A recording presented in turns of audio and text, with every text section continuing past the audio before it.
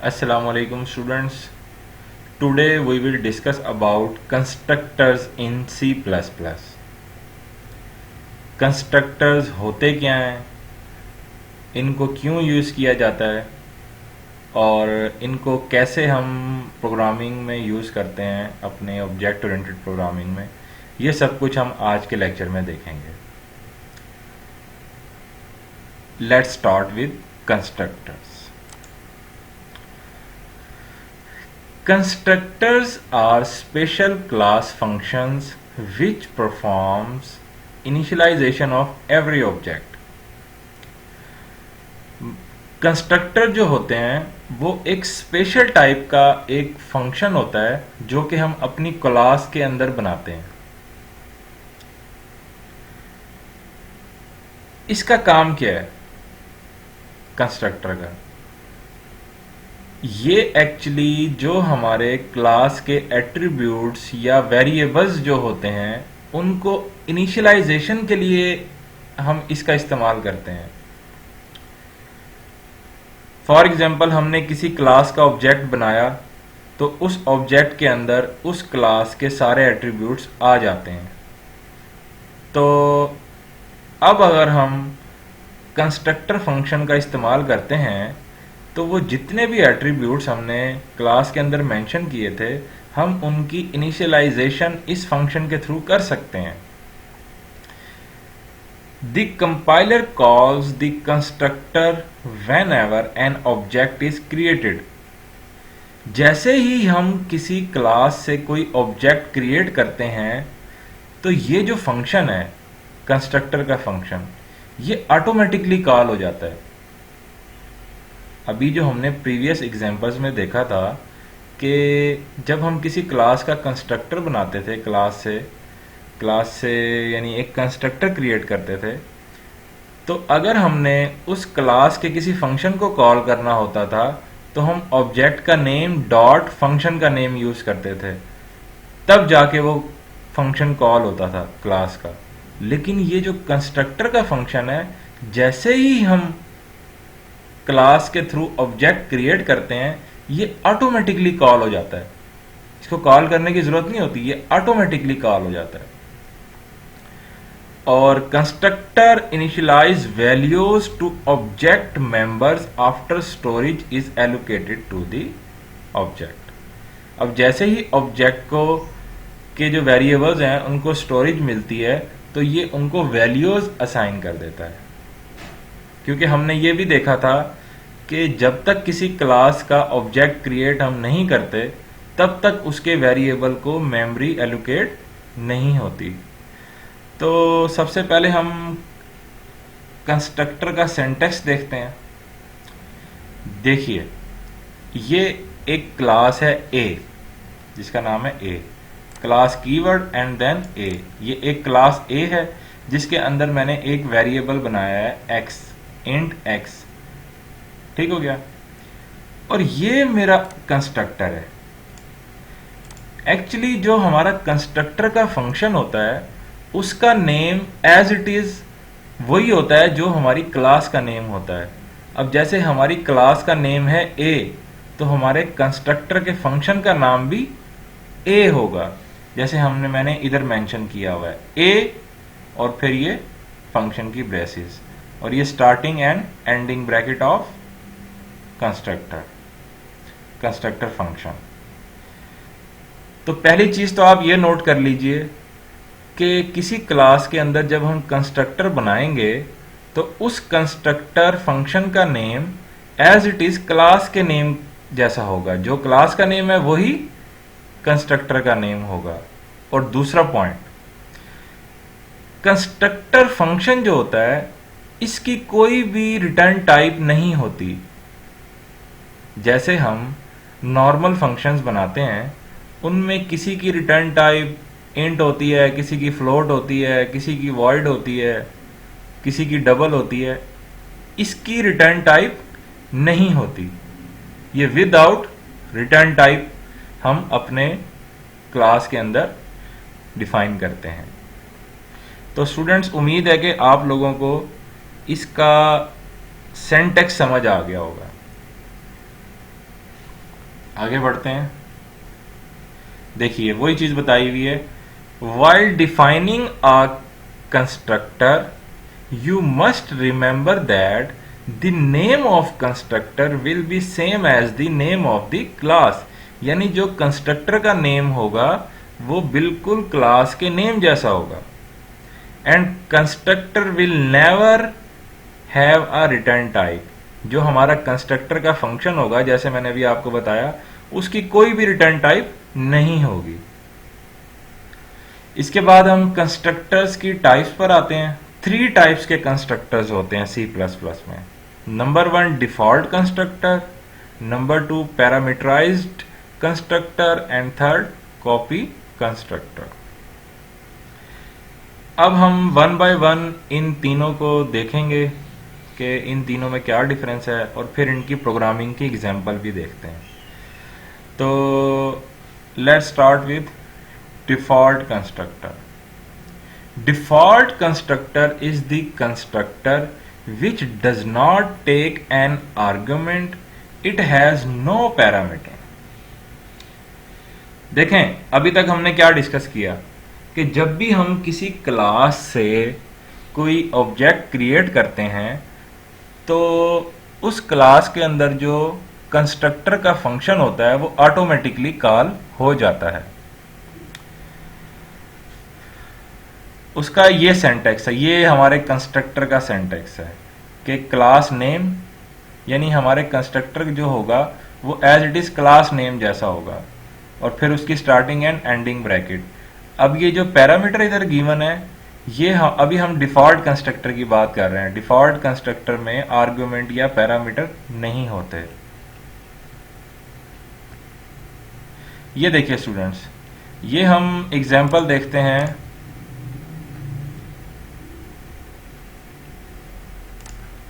ये हम एग्जाम्पल देखते हैं डिफॉल्ट कंस्ट्रक्टर की। अब यहां पर एक क्लास बनाई गई है क्यूब, क्लास क्यूब। उसके अंदर एक वेरिएबल बनाया हुआ है जिसकी रिटर्न टाइप है इंट, यानी डाटा टाइप है इंट, और ये कंस्ट्रक्टर बनाया हुआ है। अब देखिए ये जो कंस्ट्रक्टर है, ये कंस्ट्रक्टर का फंक्शन है, इसका name as it is class के नेम जैसा है। क्लास क्यूब है तो कंस्ट्रक्टर का नेम भी क्यूब होगा। और इस कंस्ट्रक्टर के फंक्शन में हम एक ही काम कर रहे हैं सिर्फ, कि ये जो हमारा वेरिएबल है साइड का, इसमें हम 10 सेव करा रहे हैं, 10 सेव करवा रहे हैं। तो अब क्या होगा, ये हमने अपनी क्लास के अंदर, क्यूब क्लास के अंदर सिर्फ एक फंक्शन ही बनाया है और एक वेरिएबल बनाया है। और अब हम आते हैं मेन क्लास की तरफ, मेन फंक्शन की तरफ। मेन फंक्शन में हमने क्या किया, एक ऑब्जेक्ट क्रिएट किया।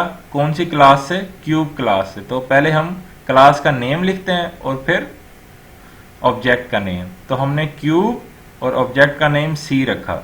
जैसे ही हमने ऑब्जेक्ट क्रिएट किया क्यूब क्लास के थ्रू, तो क्या होगा, ऑटोमेटिकली हमारा कंस्ट्रक्टर फंक्शन कॉल हो जाएगा। और कंस्ट्रक्टर फंक्शन क्या करेगा, जो साइड का जो वेरिएबल है उसमें 10 सेव करा देगा। अब जैसे ही हमने ऑब्जेक्ट क्रिएट किया तो हमारा क्या कॉल हो गया, कंस्ट्रक्टर का फंक्शन, और उसने क्या किया, साइड के वेरिएबल में 10 सेव करा दिया है। उसने ये काम परफॉर्म कर दिया है। अब नेक्स्ट लाइन पे हम क्या कर रहे हैं, सी आउट करा रहे हैं सी डॉट साइड। मतलब ये जो हमने सी ऑब्जेक्ट बनाया है, अब इसके अंदर क्यूब क्लास के सारे वेरिएबल्स और फंक्शन आ चुके हुए हैं। तो अब हम एक्सेस कर रहे हैं साइड को, साइड वेरिएबल को। तो हमने क्या किया, सी डॉट साइड, सी आउट सी डॉट साइड। मतलब सी डॉट साइड का मतलब ये है कि इस ऑब्जेक्ट के साइड वेरिएबल में जो भी वैल्यू पड़ी है उसको सी आउट कर दो। ठीक है। अब इसके अंदर क्या वैल्यू पड़ी हुई है, इसके अंदर 10 पड़ा हुआ है, क्योंकि जब हमने वेरिएबल इसका ऑब्जेक्ट क्रिएट किया था तो ऑटोमेटिकली ये फंक्शन कॉल हुआ था, कंस्ट्रक्टर फंक्शन। इसने साइड के अंदर 10 सेव करा दिया था। ठीक हो गया। और अब साइड के अंदर 10 पड़ा हुआ था। नेक्स्ट लाइन पे जब हम साइड को प्रिंट करा रहे हैं तो अब क्या प्रिंट होगा, 10 प्रिंट होगा। समझ आई है? अब देखिए हमने क्या किया, हमने सिर्फ ऑब्जेक्ट क्रिएट किया है, उसके थ्रू ऑटोमेटिकली ये कॉल हुआ कंस्ट्रक्टर फंक्शन और उसने इसके वेरिएबल को वैल्यू असाइन कर दी। अब हमें मेन फंक्शन से वैल्यू साइड वाले वेरिएबल को वैल्यू असाइन करनी नहीं पड़ी, वो ऑटोमेटिकली इस कंस्ट्रक्टर के फंक्शन ने उसको असाइन कर दी है, जिसको हमने यहाँ पे प्रिंट करा दिया है। इसकी मैं एक प्रोग्रामिंग एग्जांपल देता हूँ आपको कि ये जो ऑटोमेटिकली कॉल होता है, ये देखिए, ये मैंने एक क्लास बनाई है लीड्स, अपनी यूनिवर्सिटी के नाम से एक क्लास बनाई है लीड्स। उसके अंदर मैंने सिर्फ उसका कंस्ट्रक्टर ही बनाया हुआ है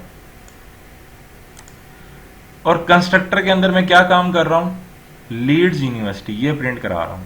अब ये देखिए मेरी क्लास का नाम क्या है, लीड्स, तो मैंने अपने कंस्ट्रक्टर फंक्शन का नाम भी लीड्स रखा है। और अब मैं मेन फंक्शन में आता हूं। मेन फंक्शन में मैंने अपनी क्लास लीड से एक ऑब्जेक्ट बनाया लीड्स और ऑब्जेक्ट का नाम रखा सी। अब जैसे ही मैंने लीड्स की क्लास से एक ऑब्जेक्ट बनाया सी, तो ऑटोमेटिकली क्या होगा, मेरा कंस्ट्रक्टर फंक्शन कॉल हो जाएगा। और कंस्ट्रक्टर फंक्शन ने क्या करना है, उसने एक ही काम परफॉर्म करना है, लीड्स यूनिवर्सिटी और प्रोग्राम एंड। ठीक हो गया। अब आप देखें, हम ये जो लीड्स हमारा जो कंस्ट्रक्टर का फंक्शन है, इसको हम कॉल नहीं कर रहे, ये ऑटोमेटिकली कॉल होकर लीड्स प्रिंट करा देगा। इसको हम कंपाइल करते हैं।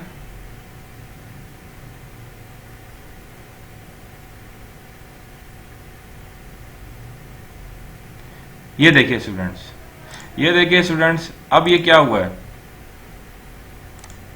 ये इसने लीड्स यूनिवर्सिटी प्रिंट करा दिया है। हमने जस्ट ऑब्जेक्ट क्रिएट किया, इसने ऑटोमेटिकली लीड्स जो हमारा कंस्ट्रक्टर था लीड्स के नाम से उसको कॉल किया और लीड्स यूनिवर्सिटी प्रिंट करा दिया है।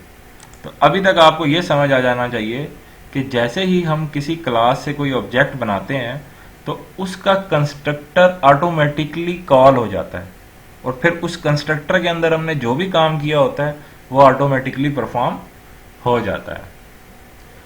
आगे बढ़ते हैं। In this case, as soon as the object is created, the constructor is called which initialize its data member। जैसे हमने ये एग्जांपल देखी थी कि जैसे ही हमने ऑब्जेक्ट क्रिएट किया था तो उसने डाटा मेंबर को वैल्यू ऑटोमेटिकली कॉल होके वैल्यू असाइन कर दी थी। अब उसके बाद तो स्टूडेंट, अब ये जो डिफॉल्ट कंस्ट्रक्टर का फंक्शन है, अगर तो हम अपनी क्लास के अंदर ये नहीं बनाते तो फिर क्या होता है। फॉर एग्जाम्पल ये एग्जाम्पल देखिए आप, इसमें जो ये क्लास है क्यूब, इसके अंदर हमने कंस्ट्रक्टर का फंक्शन नहीं बनाया, इसके अंदर हमने सिर्फ एक वेरिएबल बनाया है साइड का, जिसकी डाटा टाइप है इंट। अब जब हमने इस क्लास के थ्रू ऑब्जेक्ट क्रिएट किया, यानी क्यूब सी, एक सी ऑब्जेक्ट क्रिएट किया, तो उससे क्या होता है, जैसे ही अभी हमने सीखा है कि जैसे ही हम ऑब्जेक्ट क्रिएट करते हैं तो क्या होता है, जो हमारा कंस्ट्रक्टर फंक्शन है वो ऑटोमेटिकली कॉल होता है और वेरिएबल्स को वैल्यू असाइन कर देता है।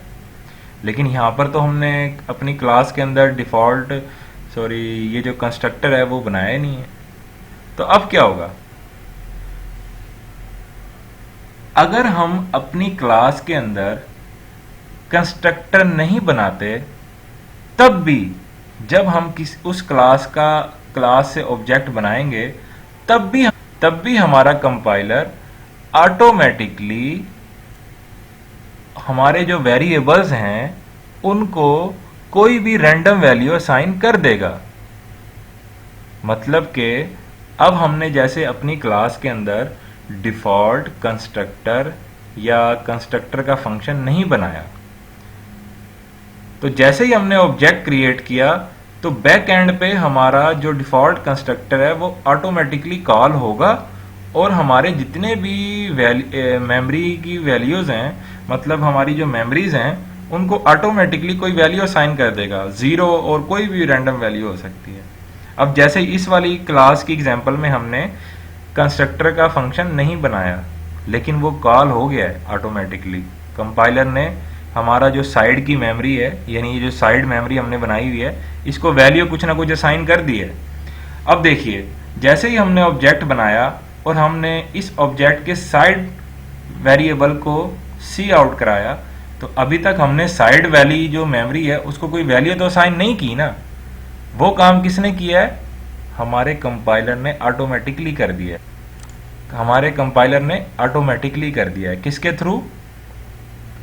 डिफॉल्ट कंस्ट्रक्टर को कॉल कर दिया है खुद ब खुद, और उसको कोई रैंडम वैल्यू असाइन कर दी है। ये देखिए, 0 और एनी रैंडम वैल्यू। जब ये हम सी आउट कराएंगे साइड वाली मेमोरी को, तो उसमें 0 होगा या कोई भी रैंडम वैल्यू होगी। तो in this case default constructor provided by the compiler will be called which will initialize the object data member to default value.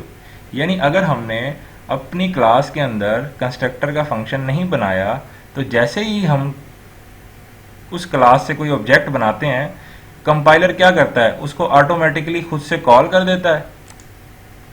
Call करने के बाद रैंडम वैल्यू असाइन कर देता है हमारे वेरिएबल्स को। जैसे उसने यहाँ पर साइड वाली मेमोरी को 0 या कोई भी और वैल्यू असाइन कर देगा। दैट विल बी 0 और any random integer value in this case.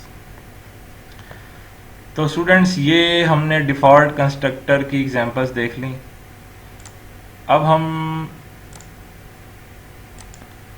Programming की एग्जांपल देखते हैं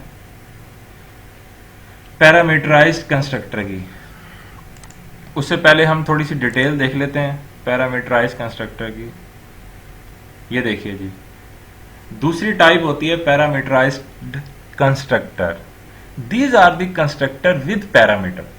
मतलब कहने का ये है, अब जब हम अपनी किसी क्लास से कोई ऑब्जेक्ट क्रिएट करेंगे, तो उस ऑब्जेक्ट को क्रिएट करते हुए उसके साथ साथ हम आर्गुमेंट भी पास कर देंगे।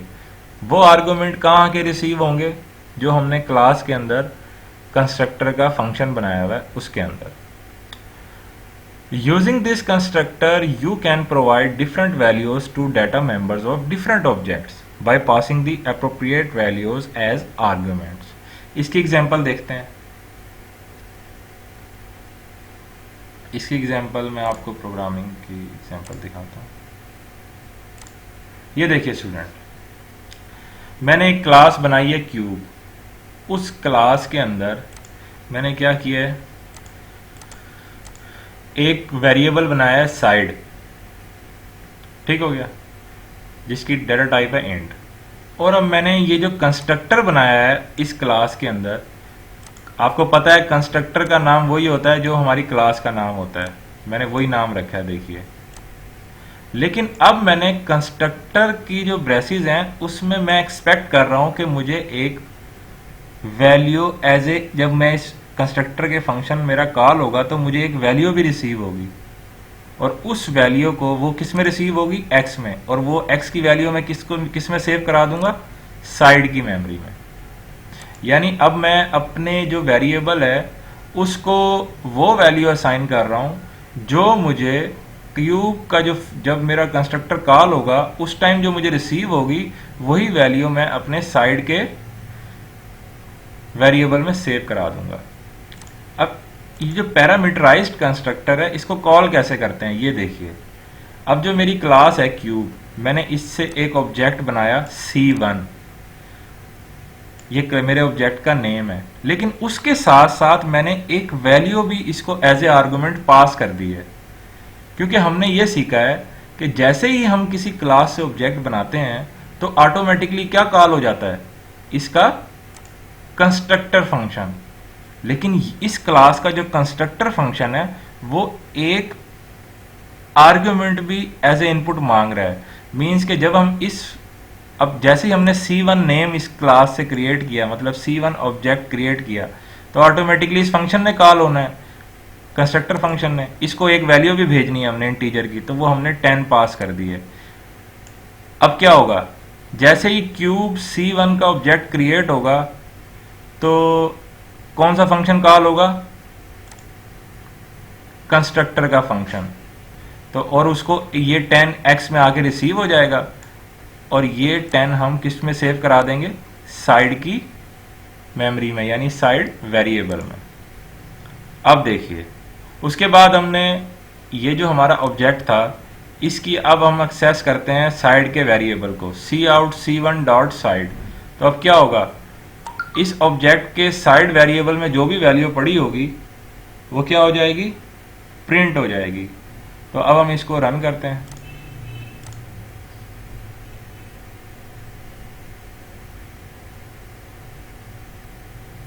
ये देखिए स्टूडेंट, इसने क्या प्रिंट करा दिया है, इसने 10 प्रिंट करा दिया है। यानी अब हमने जो अपने ये जो वेरिएबल था, इसको पैरामीटराइज्ड कंस्ट्रक्टर के थ्रू इनिशियलाइज किया है और फिर उसको यहां पर प्रिंट करा दिया है। ठीक हो गया।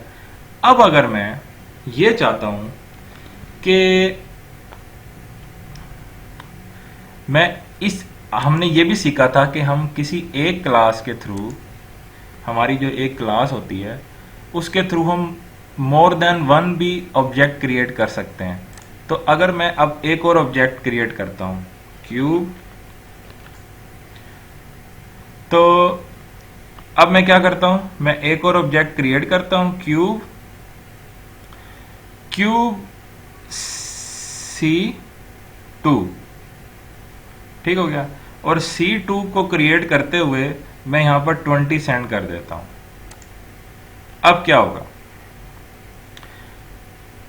अब हमने एक और ऑब्जेक्ट क्रिएट किया है जिसका नाम है C2, और जैसे ही हमने एक और ऑब्जेक्ट क्रिएट किया तो दोबारा से क्या कॉल होगा।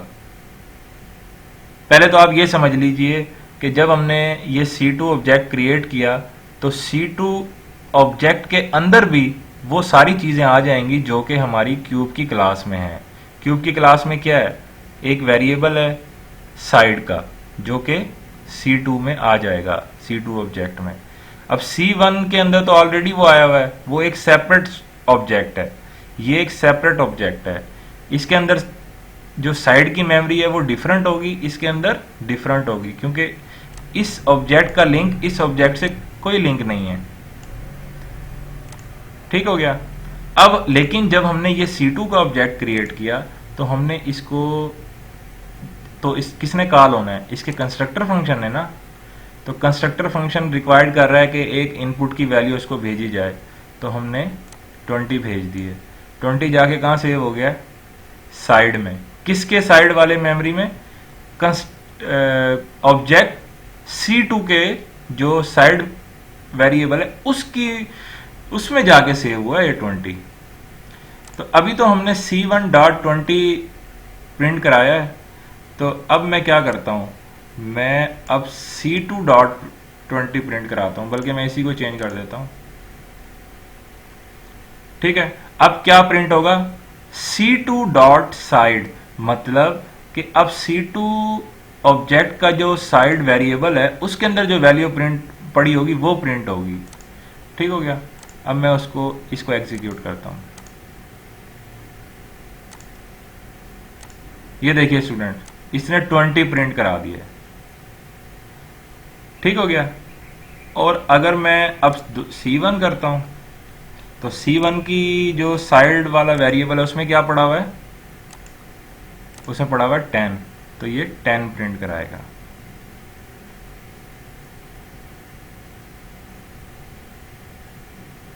ये देखिए स्टूडेंट्स, इसने क्या प्रिंट करा दिया है, इसने 10 प्रिंट करा दिया है।